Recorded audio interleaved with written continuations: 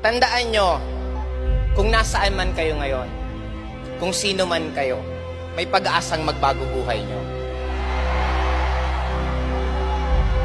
At sana, mahalin po natin ang failures. Mahalin po natin ang problema. Sino ba kasi nagsabing kalaban natin ang problema? Ang problema, kakampi natin. Walang naging successful na tao na hindi nahirapan. Walang nagsasalita dito sa harap na to na hindi nagutom nung nakaupo dyan. Puyat, pagod, rejection, nginingitian lang namin yan.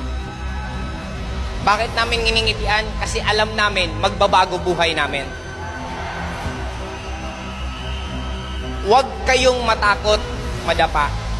Huwag kayong matakot mahirapan kasi part siya ng growth. Second part, love ko ginagawa ko. Kaya nga kung nahihirapan ka, bakit ka nahihirapan kung mahal mo ginagawa mo?